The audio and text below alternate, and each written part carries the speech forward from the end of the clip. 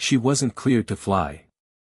6 SEALs were dying anyway. When the commander said no combat pilot could save them, a simulator instructor stepped forward and said 4 words that froze the room: "I can fly this." What she did next in that F-18 shouldn't have been possible. Stay till the end, you won't believe how it ends.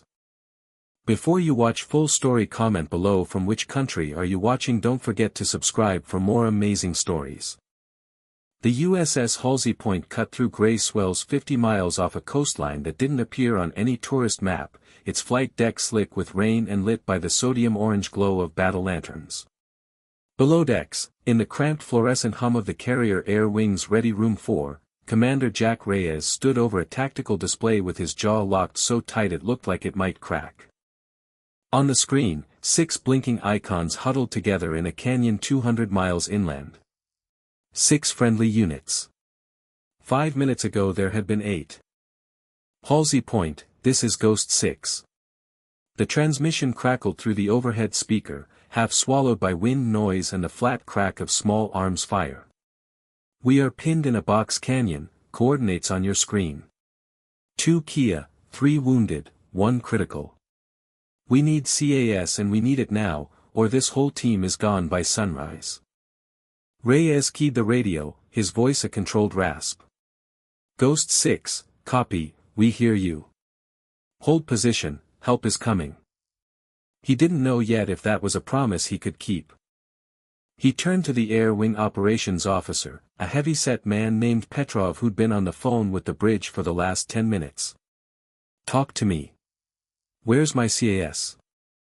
Petrov shook his head slowly, and that was answer enough before he even spoke. Sir, we've got a maintenance nightmare. 2 Hornets down for hydraulic faults, one's got a cracked canopy seal from that hailstorm 2 days ago. Lieutenant Commander Ash was slated to fly the Ready Alert bird, but he broke his collarbone in the arresting gear incident this morning. He's in sick bay, sedated. Lieutenant Osei is qualified but he's flown 14 hours in the last 30 and the flight surgeon has grounded him on fatigue. That's it. That's every strike qualified pilot we have tonight. There has to be someone. There's nobody, sir. Not unless you want to put an untrained pilot in a combat jet over hostile airspace, and that's a court-martial waiting to happen even if it works. Reyes slammed his palm flat on the table. The steel rang under the impact. Around the room, junior officers flinched but said nothing. This was a man famous across 3 deployments for never losing his composure, and right now composure was hanging by a thread. My men are dying on that ridge, he said, low and hard. I don't care about paperwork. I care about getting them home. That was when a voice from the back of the room spoke up, calm as still water. Sir. I can fly that jet. Every head turned. Standing near the coffee station, half in shadow, was Lieutenant Maravas, a slight woman in her early 30s with sun-bleached hair scraped back into a regulation bun and a flight suit 2 sizes too big for her frame. She wasn't a stranger to the Ready Room, but she wasn't supposed to be in it during an active tasking, either. Officially, Boss was a simulator instructor and a maintenance test pilot, someone who ran diagnostic flights on repaired airframes in empty airspace over open water. She had exactly 0 combat sorties logged. She wasn't even supposed to have clearance to be standing in this briefing. Reyes looked at her like she'd suggested flying the jet herself to the moon. Lieutenant, he said, each word deliberate, you are not cleared to be here. I'm aware, sir. You fly simulators. You fly test hops on aircraft that just came out of the shop. This is a combat tasking into an active SAM envelope with a canyon insertion and a team that's about to be overrun.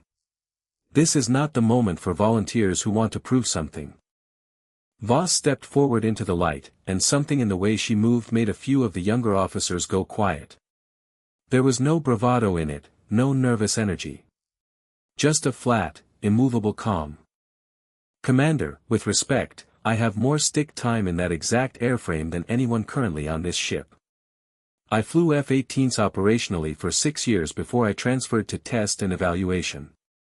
I have 400 hours in low-altitude terrain masking, 210 hours flying degraded avionics profile specifically because I test what happens when the systems fail.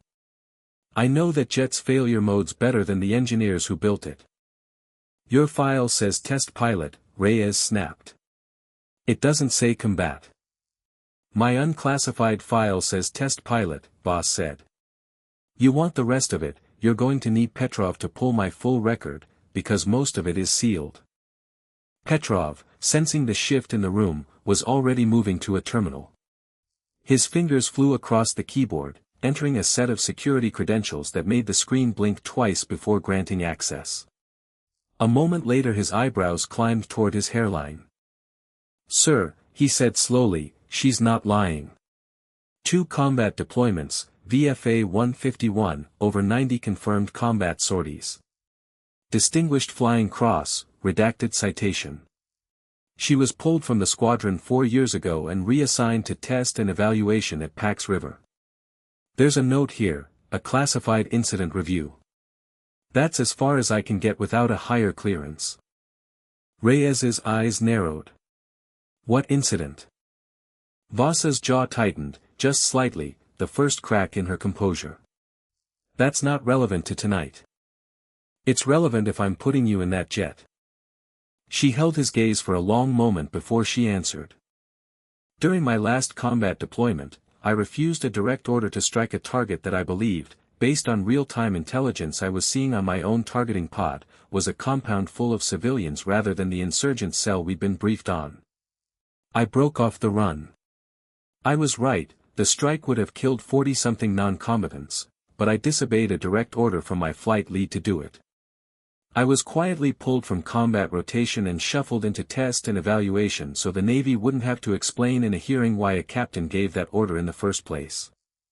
I've been flying broken jets in empty airspace for 4 years because I made the call that saved lives and cost me my career doing it. The ready room was dead silent except for the low hum of ventilation and the tactical display quietly counting down the seconds since Ghost 6's last transmission. Reyes studied her, searching her face for hesitation, for the tremor of ego or fear that would tell him this was a mistake. He found nothing. Just the same flat, terrifying calm. His radio crackled again. Halsey Point, Ghost 6, we are taking fire, danger close, I need air support now. The transmission cut into static and then silence. Lieutenant Osei, still nursing the fatigue that had grounded him, had drifted in from the passageway and stood near the door listening to the exchange. He caught Reyes's eye and gave a small, tired nod. Commander, for what it's worth, I've flown with her in the sim a dozen times running degraded systems profiles. She doesn't just know the checklists. She thinks 2 steps ahead of the jet. If I had to pick anybody on this boat to fly a broken airplane into a firefight, it'd be her, and it's not close. Petrov looked up from his terminal again, still scrolling through the redacted file. Sir, there's one more thing. Her instructor rating. She's been running the emergency procedures syllabus for the entire air wing for the last 2 years. Half the pilots on this ship learned how to handle a compressor stall or a hydraulic failure from her lesson plans. If anyone on this boat has internalized every way this airframe can fail, it's the woman who wrote the manual on it. Reyes exhaled slowly, some of the iron going out of his shoulders. Why didn't anyone tell me that when I asked who was qualified? Because nobody thought to ask a simulator instructor if she could fly combat, sir, Osei said quietly. That's on all of us, not just you. Petrov, get her a flight suit that fits and get the alert bird spun up. Voss, you're flying. He pointed a finger at her chest. If you get my men killed out there, I will personally see to it that you never fly anything with wings again. Copy that, Commander, Voss said, already moving toward the flight deck hatch. And if I don't fly, they're already dead. So get out of my way. The flight deck at night in a storm was its own kind of violence, wind screaming across steel, rain coming in sideways under the deck lighting, the deafening whine of jet engines being spun to life by deck crew in soaked cranial helmets who worked with the practiced choreography of men who'd done this 1,000 times in worse weather.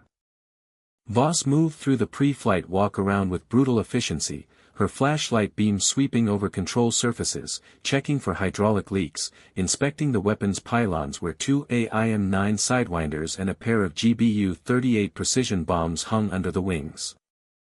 Chief Petty Officer Danny Alvarez, the plane captain responsible for the aircraft, jogged alongside her clipboard in hand, shouting over the engine noise. "Ma'am, I gotta be honest, I've never signed off a jet to someone who wasn't on tonight's flight schedule." "You sure about this?" "I'm sure," Voss said, not looking up from her inspection of the landing gear. "There's something else." Alvarez's voice dropped, though the storm made it pointless to whisper. "We had a maintenance contractor doing avionics work on this exact bird 2 days ago. Software update to the radar warning receiver and the targeting pod interface. Routine stuff, supposedly. But the paperwork's got a gap in it, the tech who signed off isn't in our system.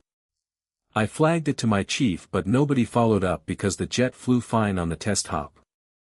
Voss froze for half a second, then kept moving, her expression unreadable. "Pull the maintenance log. I want to see exactly what was touched." Alvarez thumbed through his tablet, holding it up so she could read the entries through the rain-spattered screen. Voss scanned it fast, her eyes narrowing at a line item near the bottom. "They rewrote the RWR threat library," she said quietly. "That's not routine. That's the system that tells me what's trying to kill me." She looked up at Alvarez. "Has this jet flown combat since the update?" "No, ma'am. Tonight would be the first." Voss climbed the boarding ladder into the cockpit, settling into the ejection seat with the automatic, practiced motions of someone who had done this hundreds of times before. She began running through her pre-start checklist, her hands moving across switches and circuit breakers with a speed that made the young plane captain standing on the ladder beside her blink in surprise. "Somebody doesn't want this jet flying combat tonight," she murmured to herself, more than to anyone else. "Or somebody wants it flying combat and failing." She keyed her intercom to the ship's combat direction center. "CDC, Ghost Rider, be advised, I have a discrepancy in my radar warning receiver software, uncertain reliability. I'm launching anyway. If my threat warnings look wrong once I'm feet dry, I need you talking me through the threat picture manually." "Copy, Ghost Rider," came the reply. "We'll keep eyes on you the whole way." The catapult officer signaled ready. Voss ran the engines up to full military power, the airframe shuddering under the restraint of the catapult shuttle, every rivet in the jet screaming with pent-up energy. She saluted. The catapult fired. 0 to 160 miles an hour in 2 seconds, the G-force slamming her back into the seat hard enough to blur her vision at the edges. The Hornet screamed off the bow of the carrier and out into the storm-black night, and Voss was flying combat again for the first time in 4 years. The transit inland was a wall of turbulence, the jet bucking through cloud layers thick with ice crystals, lightning flickering somewhere off to the north like artillery on a distant front. Voss flew low, hugging the terrain the way she trained for years in test profiles nobody thought would ever matter operationally, using every trick to keep her radar cross-section low and her fuel burn efficient. "Ghost Rider, CDC, you are feet dry, entering hostile airspace in 3 minutes, the controller's voice crackled through her headset.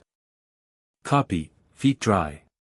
Voss scanned her cockpit displays, comparing what her instruments told her against what she remembered from years of studying this exact threat environment during her deployment. Something was wrong immediately, her radar warning receiver was showing a clean, empty scope. No emitters. No threats. That wasn't right. Intelligence had flagged at least 2 mobile SAM batteries operating in this valley in the last 48 hours. The scope should have been lit up. "CDC, Ghost Rider, my RWR is reading clean, I don't believe that's accurate. Confirm threat picture." A pause, longer than she liked. "Ghost Rider, CDC, be advised, we're tracking at least one active search radar consistent with an SA-15 system approximately 12 miles north of your position. Your RWR should be painting that." "It's not," Voss said flatly. "The threat library's been compromised." I'm flying blind on the passive systems. I need you as my eyes. Copy, we've got you. We'll call threats manually. She pushed the throttle forward, dropping altitude further, threading the jet between two ridgelines with barely 200 feet of clearance on either wingtip, flying on nothing but the terrain following radar and her own memorized picture of the valley from the mission brief. Ghost Rider, threat, SAM launch, bearing 340, estimated time to impact 15 seconds. Voss didn't hesitate. She rolled the jet hard right, pulling 9 Gs in a turn that crushed the air from her lungs and dragged gray static across the edges of her vision, fighting the anti-G straining maneuver she'd drilled 1,000 times to keep blood in her brain. She released a stream of chaff and flares even though her instruments told her there was nothing to decoy, trusting the controller's call over her own broken systems. The missile, a Russian-made F-18 gauntlet with a proximity-fused warhead, streaked past her canopy close enough that the shockwave rattled the jet, its proximity fuse triggering a fraction of a second too late as it lost track of her in the chaff cloud and detonated harmlessly against the mountainside behind her. Splash, no effect, you're clear, CDC called, relief audible even through the radio static. Voss leveled the jet, breathing hard, sweat already soaking through her flight suit despite the freezing cockpit temperature. Copy clear. Continuing to the objective. Ghost 6's position came into view through her targeting pod as a cluster of infrared heat signatures huddled in a shallow depression at the base of a canyon wall, muzzle flashes strobing all around them from at least 24 hostile positions in the surrounding rocks. Ghost 6, Ghost Rider, I have you visual, I am inbound with ordnance, need your exact position relative to hostiles. The reply came thin and strained, punctuated by gunfire. Ghost Rider, be advised, hostiles are danger close, I say again danger close, 30 meters from our position on the north side. We've got wounded who cannot move. If you're bringing bombs, you'd better be precise. I'm precise, Voss said. Mark your position with IR strobe. A pinpoint of infrared light blinked to life on her targeting pod display, and she used it to walk her aim point exactly 31 meters north, factoring wind drift, weapon fall time, and fragmentation radius in her head with the speed of someone who had run this exact calculation in combat dozens of times before. Ghost 6, danger close, get your heads down, ordnance away in 5, 4, 3, 2, 1, impact. The GBU-38 fell away from the wing, guided by GPS and inertial navigation through the storm, and detonated with a flash that briefly turned the whole canyon white. When the smoke cleared, the northern hostile position was simply gone, and the volume of incoming fire against the SEAL team's position had dropped by more than half. Direct hit, that's a good effect, Ghost Rider. You just saved half my team. Copy, I've got one more bomb and my guns. Talk to me about the eastern position. Eastern Ridge, heavy machine gun, it's been chewing us up for the last 20 minutes, range from our position about 60 meters. Voss rolled the jet into a shallow dive, lining up the strafing run with her nose-mounted 20mm cannon, and squeezed the trigger in a controlled burst that walked a line of high-explosive rounds directly across the ridge, silencing the machine gun position in a spray of rock and fire. She pulled off target hard, climbing back to altitude, scanning her instruments, and that was when a new alarm blared through the cockpit, red and insistent. Ghost Rider, CDC, we're now tracking a second SAM battery, mobile, just came up on our satellite feed, bearing 090, they're repositioning to cut off your egress route. Voss's jaw tightened. She was down to her sidewinders and a nearly empty fuel tank, flying a jet with a sabotage threat warning system, over a battlefield that was actively closing around her only way out. CDC, understood. Ghost 6, I need you to be ready to move the second I clear this airspace, because it's about to get loud. She banked the jet toward the new threat, deciding in an instant that the only way through was straight at it, outrunning a repositioning SAM crew required speed and surprise, not caution. She dropped to treetop height, screaming through the canyon at just under the speed of sound, trusting her memorized terrain picture over her broken instruments, and rolled the jet inverted for a half-second to visually confirm the SAM launcher's position through her canopy before rolling back level and loosing a burst of cannon fire that walked directly across the vehicle's chassis. The SAM launcher erupted in a secondary explosion as its own missiles cooked off, lighting up the whole ridge in a brief, violent sunrise. Splash the SAM. Ghost Rider, that position is gone, CDC confirmed, disbelief audible in the controller's voice. Ghost Rider, Ghost 6, we are moving now, thank you, whoever the hell you are, we are moving to the extraction point. Copy, Ghost 6, good luck. Ghost Rider is bingo fuel, returning to Mother. Voss turned the jet back toward the coast, nursing her remaining fuel with careful throttle management, flying through the last of the storm as dawn began to bleed gray light across the horizon.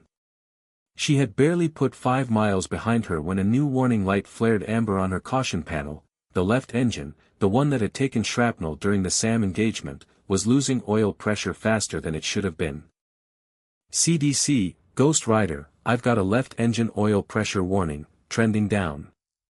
I may have to shut it down before I reach the boat.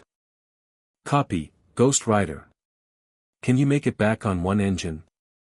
Voss ran the numbers in her head, remaining fuel, single engine performance, the crosswind she'd have to fight on approach. It's going to be tight, but I can do it. Advise the boat I may need an emergency pull forward on the deck. She reduced power on the failing engine, watching the gauges carefully, buying herself a few more minutes before the pressure dropped low enough to force a full shutdown. The jet handled sluggishly with the asymmetric thrust, requiring constant rudder correction to keep the nose tracking straight, every muscle in her legs working the pedals to compensate. 20 miles out, the oil pressure needle finally bottomed out, and she shut the engine down cleanly before it could seize and cause a fire. Ghost Rider is single engine, declaring an emergency, requesting priority recovery. Copy, Ghost Rider, you are priority, deck is clearing for you now. Crash and rescue standing by. She flew the approach with the same unshaken precision she'd shown all night, compensating for the loss of thrust on one side with careful throttle and rudder inputs, lining the jet up on the glide slope with the ship pitching gently in the swells below her. The landing signal officer's voice came through steady in her headset, calling out corrections, and Voss answered each one with a small adjustment, holding the jet exactly where it needed to be. The tailhook caught the second wire with a jolt that snapped her forward against her harness, and the jet slammed to a stop on the deck in a shower of sparks from the damaged engine nacelle dragging against the non-skid. Crash crew swarmed the aircraft within seconds, but there was no fire, no further damage, just a battered jet and an exhausted pilot who had brought it home in one piece on a single engine after everything else that had gone wrong that night. Her hands ached from gripping the controls for the better part of an hour without the assistance of her compromised systems. Her flight suit was soaked through with sweat that had gone cold in the frigid cockpit air. She landed on the Halsey Point's deck with a trap that snapped her forward against her harness, the arresting cable catching cleanly, and taxied to her parking spot as the deck crew swarmed the aircraft, their expressions somewhere between disbelief and awe as they surveyed the empty weapons pylons and the fresh scorch marks along the fuselage from proximity detonations. Commander Reyes was waiting at the base of the ladder when she climbed down, his face unreadable in the pale morning light. Ghost 6 is at the extraction point, he said. All 6 wounded and dead recovered. Your strike saved that team, Lieutenant. Every one of them is going home because of what you did tonight. Voss pulled off her helmet, running a hand through hair damp with sweat, and said nothing for a moment, just breathing in the cold salt air. There's something you need to know, Commander, she said finally. That jet's threat warning system was sabotaged. Someone rewrote the software 2 days ago and buried the paperwork. I flew that entire mission blind on my own defensive systems. Reyes's expression darkened. Sabotage how? By who? I don't know yet. But somebody didn't want that jet flying combat tonight, or wanted it flying combat and failing. Either way, you've got a security problem on this ship, and it nearly got me and 6 SEALs killed. Reyes turned to Petrov, who had followed him down to the flight deck. Pull every maintenance record for that airframe over the last week. I want to know every name that touched it. Yes, sir. Down in the hangar bay an hour later, still in her damp flight suit, Voss sat through a hurried debrief with the ship's intelligence officer, walking through the mission minute by minute while it was still fresh, every threat call, every weapons release, every second the compromised radar warning receiver had left her flying on instinct alone. The intelligence officer, a younger lieutenant named Osei's roommate, kept glancing up from his notepad with something close to disbelief. You flew the entire ingress and every engagement with a blind RWR, he said. Most pilots would have aborted the second they realized their defensive systems were unreliable. Most pilots would have been right to, Voss said, rubbing at the bruise already forming across her collarbone from the harness straps. But there were 6 men on that ridge who didn't have the luxury of me turning around. You weigh the risk against what happens if you don't take it. That night, not flying was the more dangerous option. The intelligence officer closed his notepad. For what it's worth, ma'am, that's going in my report exactly the way you said it. Just make sure the part about the sabotage software makes it in too, Voss said. Somebody on this ship, or somebody who had access to this ship, tried to get a combat aircraft to fail in the middle of a rescue mission. That's not a footnote. That's the headline. The lieutenant nodded, already scribbling the correction, and Voss allowed herself, finally, to lean back against the bulkhead and close her eyes for just a moment before the next round of questions began. Reyes turned back to Voss, and for the first time all night, something like a genuine, exhausted smile crossed his face. You know, he said, an hour ago I told you that you weren't cleared to be here. You did. I was wrong. He extended his hand. Lieutenant Voss, welcome back to combat rotation. Effective immediately. Voss shook his hand, her grip steady despite the tremor of adrenaline still working its way out of her muscles. Just doing my job, Commander. Same as I always have. Around them, the deck crew had gone quiet, watching the exchange. Alvarez, the plane captain who had flagged the maintenance discrepancy hours earlier, stepped forward and offered a crisp salute of his own, unusual for an enlisted sailor to a lieutenant on the open deck, but nobody moved to stop him. Ma'am, he said, I've signed off a lot of jets for a lot of pilots. Never seen anybody fly one home like that. Not with what you had working against you tonight. Voss returned the salute, the corner of her mouth finally curving into something like a real smile for the first time since she'd walked into that ready room. Thank you, Chief. Get some sleep. Both of us earned it. She turned to walk toward the island, the rising sun finally breaking clean over the horizon behind her, and Reyes watched her go, already composing in his head the after-action report he'd have to write, one that would, for the first time in 4 years, put Lieutenant Mara Voss's name back where it belonged.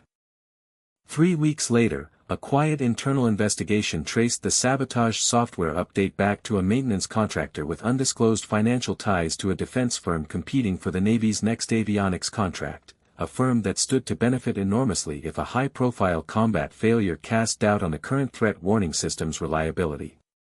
Investigators found that the contractor had pushed to be assigned specifically to the Halsey Point's Air Wing 3 months earlier, requesting the transfer through a sponsor inside the procurement office who happened to sit on the review board deciding which company would win the follow-on avionics contract. It was the kind of quiet, bloodless corruption that never makes headlines, no explosions, no confessions, just a signature on a transfer request and a rewritten line of code buried in a maintenance log that almost nobody would ever have thought to check. Petrov was the one who finally connected it, cross-referencing the contractor's badge access logs against the exact hours the software update had been pushed. He brought the file to Reyes personally, refusing to route it through the normal chain because he didn't yet know how far up the sponsorship went. Sir, he said, laying the printout on the desk, this wasn't a mistake. He specifically targeted this airframe. He knew it was slated for the Ready Alert rotation this week. If the mission had gone the way it was supposed to, if Voss's jet had lost its threat picture over hostile territory and gotten shot down, that failure would have gone straight into a Pentagon briefing 3 weeks from now, right as the contract decision comes up for a vote. Reyes read the file in silence, his knuckles widening around the edge of the desk. 6 SEALs and 1 pilot, dead, to move a contract vote. That's what it looks like, sir. The contractor was quietly removed from the program, the investigation folded into a classified review, and the official record noted only that a software anomaly had been identified and corrected. But on the Halsey Point, among the pilots and deck crew who had watched a woman with a sealed file climb into a broken jet and fly into a storm to bring a SEAL team home, the story didn't need an official record to survive. It got told in ready rooms and mess decks for the rest of that deployment, and long after, the story of the test pilot nobody thought was cleared to be there, who turned out to be exactly the person the moment demanded. Lieutenant Mara Voss never asked for a medal, and for a long time, never got one. What she got instead was something she valued more, her wings back, her seat in the ready room, and 6 men who would tell anyone who asked that they were alive because a woman everyone underestimated refused to stay on the ground. Courage isn't the absence of doubt. It's climbing into the cockpit when the man in charge tells you that you don't belong there, and proving, without a single wasted word, exactly why you do. If this story of grit, skill, and quiet defiance kept you on the edge of your seat, don't forget to like, share, and subscribe for more untold stories of the men and women who answer the call when no one else can.